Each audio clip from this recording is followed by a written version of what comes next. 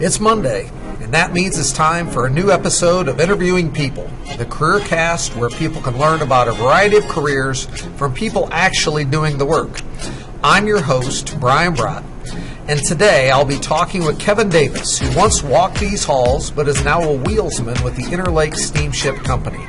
If you've ever wondered what it's like to work on a ship, you'll find out from Kevin today. Enjoy the show.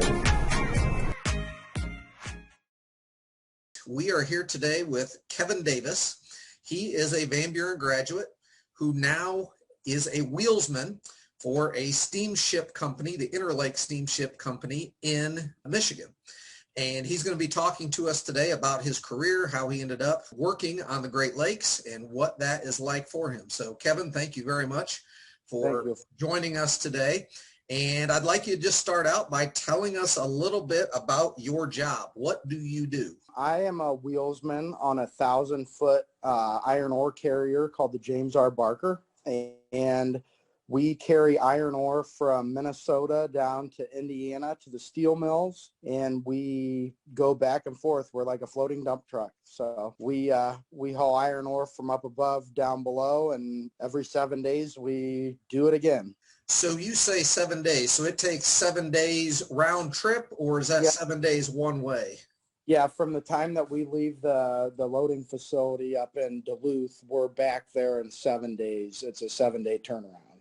Okay. So I work 8 hours a day and drive the ship if it's moving, or if it's at a dock, I help with loading and unloading and whatever other operations are happening at that current time. Right now you are home. Explain why you're home now and why you're not home at other times of the year. Well, the ship is in layup right now. So from January 15th until March 15th, the Soo locks up in northern Michigan are closed down. So it gives the shipping companies time to do routine maintenance on the engines, working on the structure of the ship, kind of puts it away for a couple months. And then we have outside contractors that work during the off time while we're home. They're working on the ship. So when we come back to work, the engines will have been rebuilt, steel will have been replaced, and then we carry on with our normal operation, once, March 15th rolls around. So I'm home for a 2-month vacation now, and then I go to work again in March until July, and then take off a month in July, and then I take off for my daughter's birthday. So I get a lot of time off. I have 12 weeks of vacation now is what I'm up to. So that sounds like a lot, but in a year period, that's, really not that much time. So Right. What type of vacation time did you start with when you first started this career? I started in 2008, and when I started, I didn't have any vacation. So I started with working from whenever I started until the ship laid up. So I started in June of 2008 after graduating from Van Buren, and I went on the Mesabi Minor for 165 days and then came home. So that was kind of a culture shock going from a high school world to a professional world, just, at the flip of a switch. But that was kind of how that happened. So. Right. Okay. Very interesting. Yep. So where did the path to this career start for you? I grew up going to the lake. My grandparents have a place in Sandusky, and I would always watch the ships coming in and out of Sandusky when I was a kid, and it was something I kind of always wanted to do, and I researched it and kind of got more obsessed with it than anything. But it was more of a kind of a follow your dream kind of job that I figured, okay, well, I, could be anything I want to be, so I may as well do something I want to do. So It was just looking out on the lake and seeing a ship, and I knew I wanted to do it. It's pretty simple, but kind of confusing at the same time. Obviously, with every career, there are positives and negatives. And if we start with the positives, what do you feel like are some of the positives of this career? I would say some of the positives would be the challenge. Every day on a ship is different. You never know what the weather's going to be. You never really know what is going to break or what's going to malfunction. So you're kind of at the mercy of the vessel and Mother Nature. So I would say the challenge of the unknown or not knowing what the day is going to be is a positive for me. I like change and I like variety. So if it's pouring down rain and blowing, 60 miles an hour, it's harder to maneuver a ship than it is on a sunny day in July. So each day is a little different, and I like the challenge of the job. The pay is wonderful. I bought a house and a new car back in 2014, and without being a college bound, out of high school, I was kind of the weight of the world was on my shoulders as far as this job. And if you have a good job and you can provide for yourself and for my family, that's I would say the biggest perk is the pay. But there's many other perks, the sights and different things that we see, sunset, sunrises, colors changing, just the true beauty of the water is really a huge perk to the job as well. Being able to see everything that there is to see, in our area even. Lake Erie, Lake Superior, well, all the Great Lakes, they're all beautiful in their own certain special way. Right. I would say that's one of the biggest perks, those three things. Okay. So on the other end of the spectrum, what are the things that a person needs to know about that, hey, these maybe aren't great parts of the career before someone would jump into something like this? I would say the biggest one is the work schedule. So when you work on a ship, you're on call 24/7. So if something happens at say 2 or 3 in the morning, there's a knock on your door and you literally go to work. If you're an entry level person, you could get a knock on your door at 2 a.m. and they say you're going to work in a half an hour. So you're on call, and that's a tough thing, very tough to get used to. Being gone from your family, missing birthdays, holidays, special things that happen when people have problems and you're not there to help out. You almost feel kind of helpless because, you're stuck on a ship, so you can't go help somebody. Right. That is one of the cons of the job. Big time is missing things. Missing, a lot of things that my daughter has been doing now. She's 4. And I feel like I miss a lot, but I also feel like I'm home and don't really have any commitments when I'm home. So therefore, I feel like I can do more than if I worked a normal job at home. Talking about that, how much are you able to communicate with your family when you are on the boat? Is that possible at all, or? Yeah, we have basic internet, mainly for bank accounts, emails, stuff like that. But I do have the opportunity through my phone and the phone service that we have to do FaceTime, calling home. I send mail. I write letters, kind of old school stuff. The newer technology has made things a lot easier than when I first started. You can be face to face with somebody and be on a ship and be out in the middle of nowhere, but you still feel like you're a part of it because of the technology.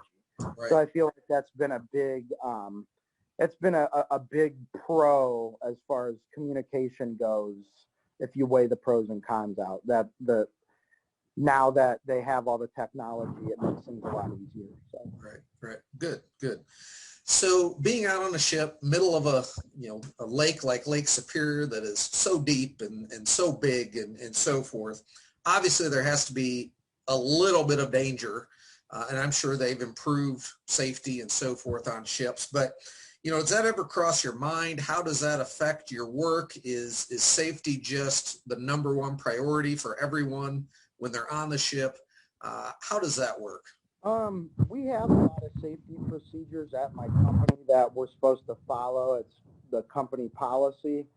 But a lot of times, especially with my job, you get into situations where you're caught in a trough and 20-foot waves and you have the ship kind of broadside, and it's like you have to get it back into the fairway where you want it to be.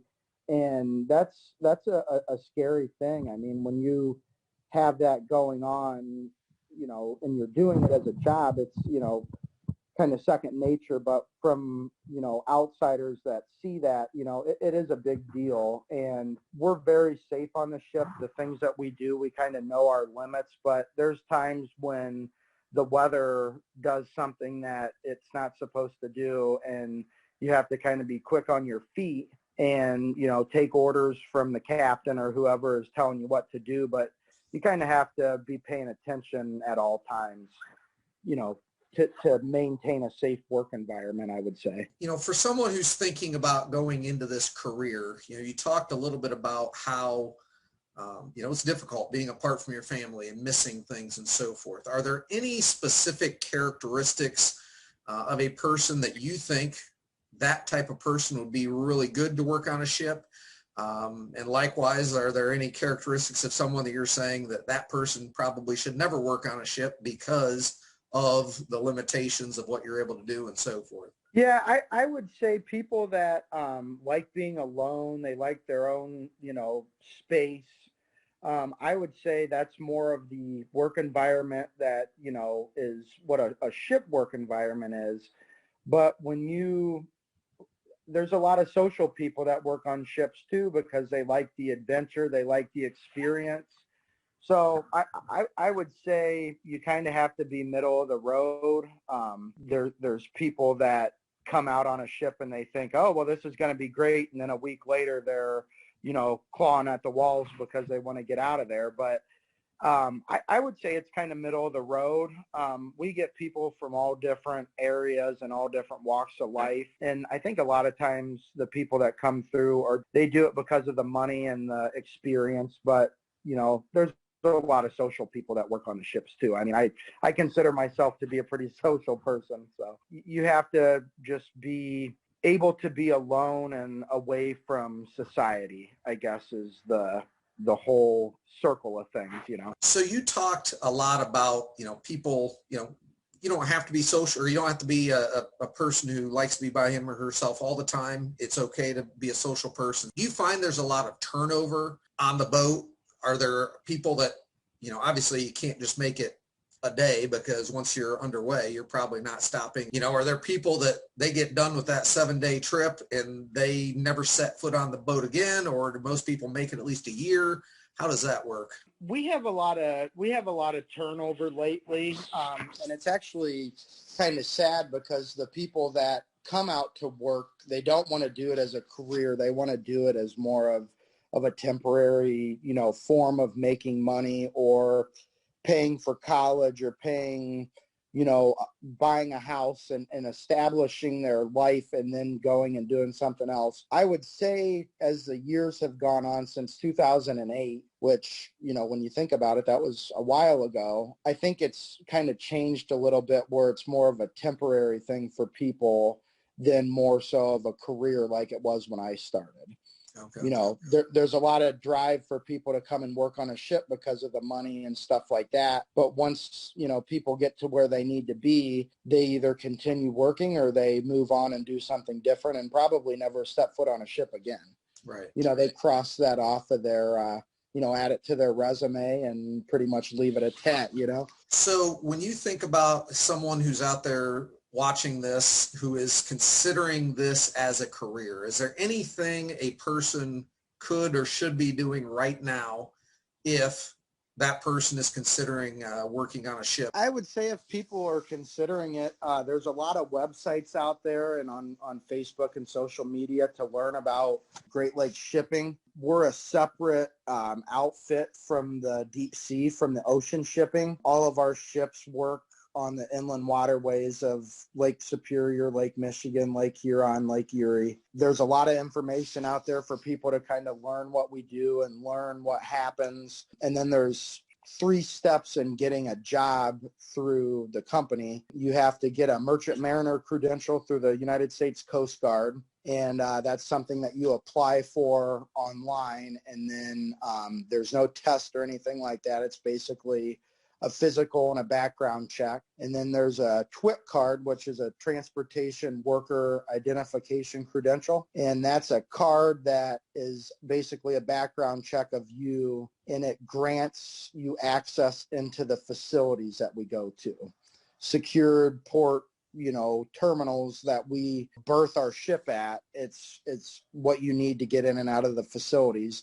And then the third step is applying for a job through one of the companies. And there's multiple shipping companies out there. They're all hiring. If you don't know what you're going to do before you go to college, or if you're unsure, it's a good option to get you out and experience the world and get firsthand life experiences as far as day-to-day life, but also the work experience of, working 7 days a week, which not a lot of people do. So, right. I've talked a lot with my students about networking and how important it is for them to connect with people. As you think about networking, number one, did it have an impact on you earning that first job?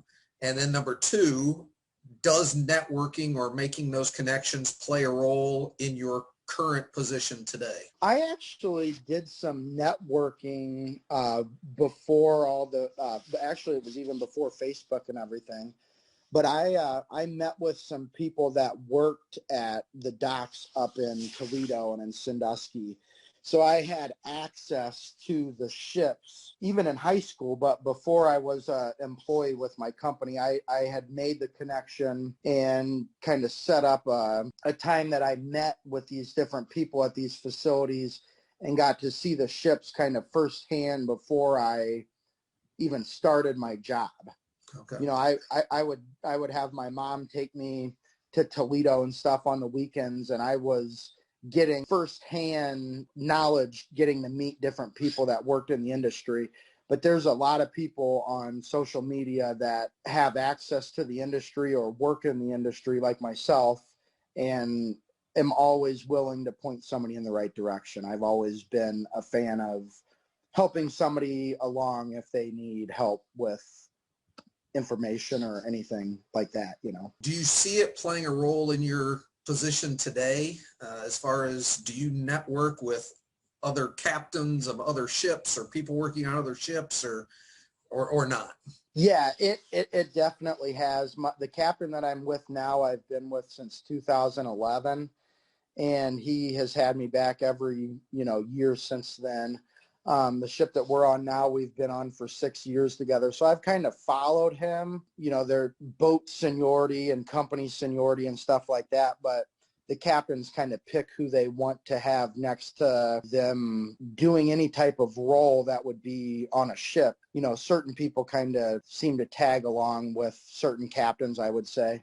That's about it as far as people I work with. The captains, I would say, are who you want to stick with as far as moving to where you want to be. So do you see yourself someday becoming a captain, or what would be the next step in your career journey if you were to continue climbing that ladder? I'm not sure if I'll ever become a captain.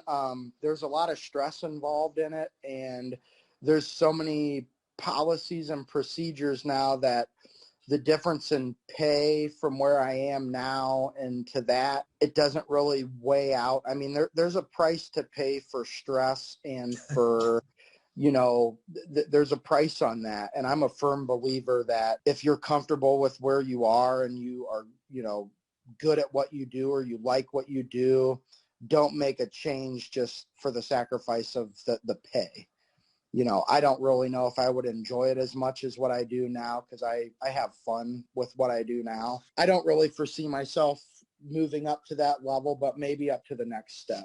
So that would be a mate, first, second, or third mate, whatever one it would be. As we start to wrap things up here, I always ask everyone, what's something that you now know about your career that you wish someone had told you when you were in high school? One of the biggest things would be the fact of when I went into my job, I was single. I didn't, really have anything to lose. I jumped right into it and have been doing it for 12 years now. But I never realized how hard it was going to be to leave my daughter. And the first time that I had to leave her, it was in December of 2016. She was born in October. I had 2 months with her, actually 3 months with her, and then I went back to work.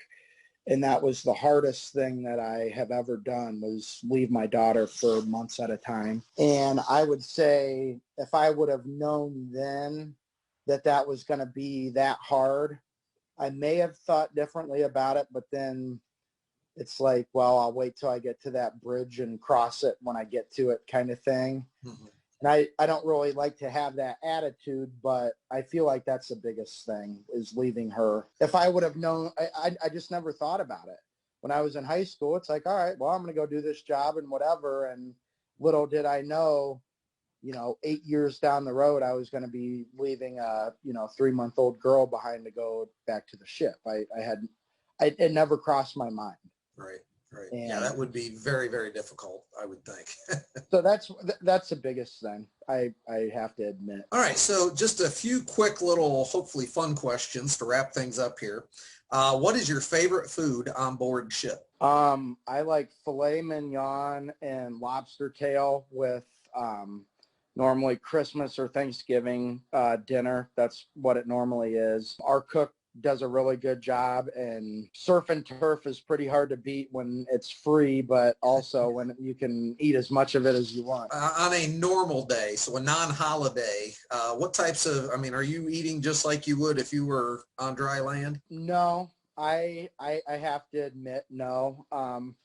On Thanksgiving, she has a spread with probably 20 or 30 different appetizers, all different, anything that you can think of. She does a more traditional, like a turkey dinner the night before, but normally the night of, it's something big, king crab legs, prime rib. It's more of a surf and turf. She'll do a beef tenderloin in the oven. The food is phenomenal. Good. So that's one of the perks of the job too. So now, how many people are on ship with you? You talked about the cook and so forth. Are there 100 people on the ship? Are there 30 people on the ship? We have 19 on my ship. Okay. So we have I think 4 people in the engine room, 2 cooks, and then 5 people on deck, 3 wheelsmen, 3 mates, and a captain. So, and we have a couple extra people. So normally between 18 and 19 on our ship. So when you're not working, what's your favorite thing to do? What would you be most likely to be found doing when you're not actively working? I have a 12-foot model of my ship that I'm actually working on right now that I'm building out of plastic and fiberglass gel coat.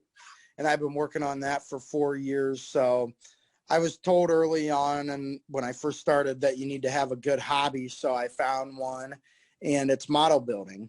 So I get planted in a position, where I can sit and focus and put some music on, and I work on the ship that I've been building for the last 4 years. So I'm hoping to have it done this year, but I guess when I get it done, I'll start another one. So Is that difficult to work on something like that when you're on the boat? Do you feel the boat moving, or do you really not even notice that anymore? You don't really notice it. It's more, our ship is 105 feet wide by 1,004 feet long, so it doesn't really move that much.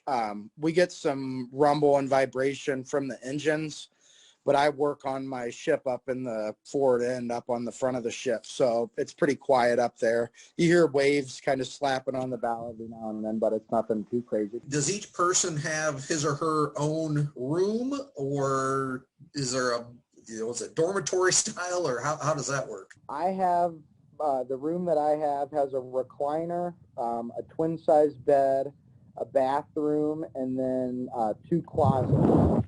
So I would kind of say it's like a small, like a single dorm room kind of, but I don't have to share a bathroom or a bedroom with anybody. So I have my own space.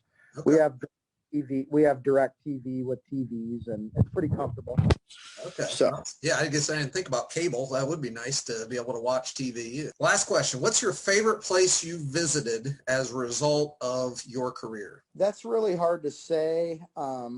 I'm probably going to have to say either Duluth, Minnesota or Marquette, Michigan. Duluth is a town of probably 70,000 people, but it's on the far west end of Lake Superior. It's the Wisconsin and Minnesota border. It's on the St. Louis River. But I would say Duluth. There's a lot of things to do up there. if you need something essential, you can go and get it there's a Walmart and, stores close to the dock that we go to. But it's beautiful up there. I mean, I never really knew stuff like that existed until I went sailed. I'd say Duluth for sure. Okay. Marquette, Michigan is a close second. If there's anyone out there that is interested in pursuing a career like yours, is there any way they could maybe contact you to ask you some questions? Yeah, I'm on Facebook, Instagram. I actually take a bunch of pictures that I put on Facebook and Instagram. That's probably the best way to reach out to me. Private message or something would be good, and I would be more than happy to answer anybody's questions. Well, thank you very much, Kevin. Really informative. I know I'm interested in this. My wife and I actually visited the Sioux Locks and Marquette. Really, really interesting seeing all of that. So I greatly appreciate everything that you've shared, and I appreciate all of your help. Take care and hopefully have a good, safe upcoming season. Well, thank you very much. I appreciate it. Thank you for watching this episode of the Interviewing People CareerCast. And to be sure you don't miss additional career information, please click subscribe so you'll know when the next episode is released. Thank you for watching, and as always, remember, the best part of Mondays is interviewing people.